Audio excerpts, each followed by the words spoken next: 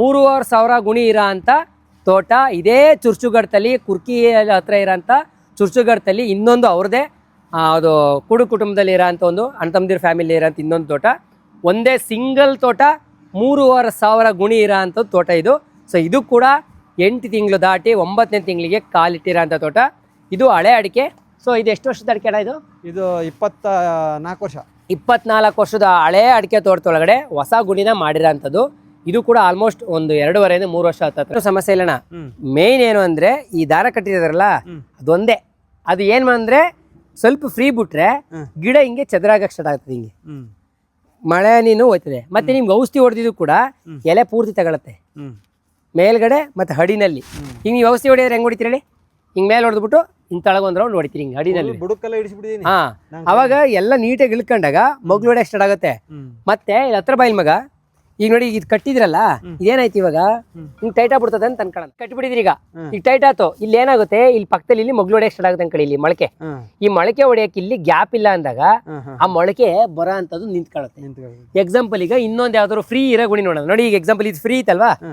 ಈಗ ನೋಡಿ ಇಲ್ಲಿ ಒಳ ಸೆಂಟ್ರಲ್ ಬಂದೈತೆ ನೋಡಿ. ಇವು ಆಚೆ ಬಿಟ್ಬಿಡೋಣ, ಬಲ್ ಸೆಂಟ್ರಲ್ ಬರ್ತಾವಲ್ಲ, ಈ ಸೆಂಟ್ರಲ್ ಹೊಡೆಯಕ್ಕೆ ಇಲ್ಲಿ ಜಾಗ ಐತಿ. ಇಲ್ಲಿ ಇಲ್ಲಿ ಐತಿ ಆಲ್ರೆಡಿ, ಇಲ್ಲಿ ಕಾಣಿಸ್ತೈತಾ?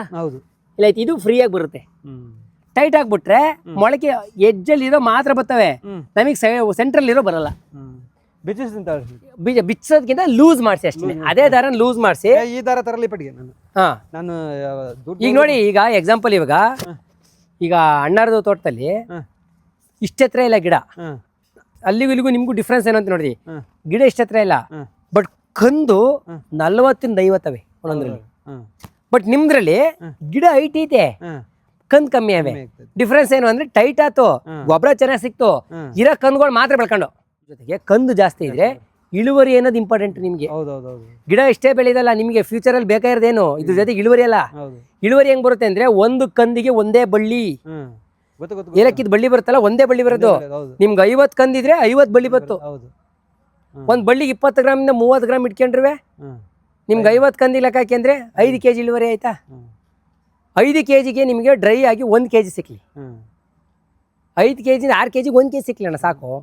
ನಾವು 5 kg ಸಿಕ್ಕಾಯಿ ಇದೇ ಎಕ್ಸ್ಪೆಕ್ಟ್ ಮಾಡೋದು ಬೇಡ, ಒಣಗಿರದ 1 kg ಸಿಕ್ಲಿ 5 ರಿಂದ 6 kgಗೆ ಇರೋ ಗುಣಿಗೆ. ಅವಾಗ ನಿಮ್ಗೆ 70 ರಿಂದ 80 ಕಂದಿದ್ರೆ ಅದ್ರಲ್ಲಿ 40 ಇಳುವರಿ ಕೊಡವಿರ್ತಾವ, ಇನ್ನು 20 ಹೊಸ ಬಂದಿರವಿರ್ತವೆ. ಸೊ ಆ ಲೆಕ್ಕಾಚಾರಕ್ಕೆ ಹೋದಾಗ ಇಳುವರಿ ಅನ್ನೋದು ಡ್ರಾಪ್ ಆಗಬಾರ್ದು. ಇವಾಗಲೇ ನಮಗೆ ಕಂದು ಹೊಡಿಬೇಕು ಮೇನು. ಫ್ರೀ ಬಿಡ್ಕೊಳ್ಳಿ ಈಗ, ಯಾಕೆಂದ್ರೆ ತೋಟ ಬಂಗಾರ ಆಗೈತೆ.